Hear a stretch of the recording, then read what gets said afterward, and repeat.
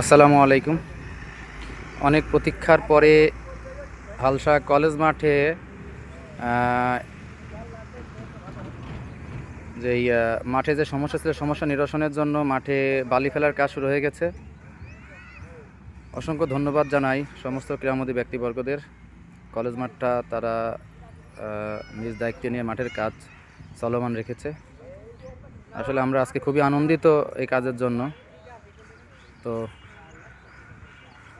মাঠের কাজের বিষয়ে আমি বকুল আঙ্কেলকে অনুরোধ করব মাঠের বিষয়ে কাজের বিষয়ে কিছু বলার জন্য। বিসমিল্লাহির রহমানির রহিম।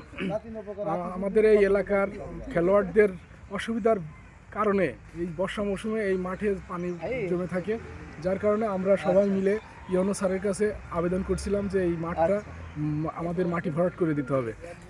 জোরালো আবেদনের প্রেক্ষিতে মিরপুর উপজেলা নির্বাহী অফিসার নাজমুল ইসলাম বাপ্পি স্যারের একান্ত প্রচেষ্টায় আজকের এই মাটি ভরাট কাজ এই ফিল্ডে হচ্ছে।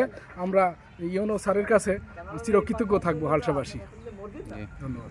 আমি আমাদের লিটন ভাইকে কিছু বলার জন্য অনুরোধ জানাচ্ছি মাঠের বিষয়ে। ধন্যবাদ রনি। আমরা জানি আমাদের এলাকায় যারা যুব সমাজ আছে এবং খেলাধুলা করে তারা এই মাঠের প্রতি খুবই সুনজর।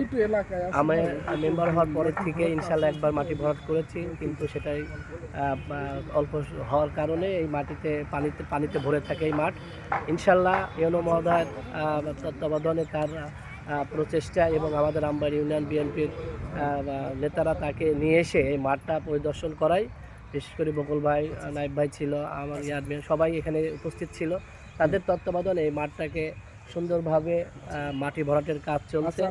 ইনশাল্লাহ এই মাঠে আমাদের খেলোয়াড়রা ভালোভাবে খেলা করবে এবং আন্তর্জাতিক মানের প্লেয়ার বের হবে বলে আমি আশাবাদ ব্যক্ত করছি। এবং এই মাঠে কোনো ঝামেলা ছাড়া দলমত নির্বিশেষে যাতে এখানে সবার সহযোগিতায় আমরা একটা সুন্দর খেলার মাঠ উপহার দিতে পারি, এই এলাকাবাসীর কাছে আমার প্রত্যাশা।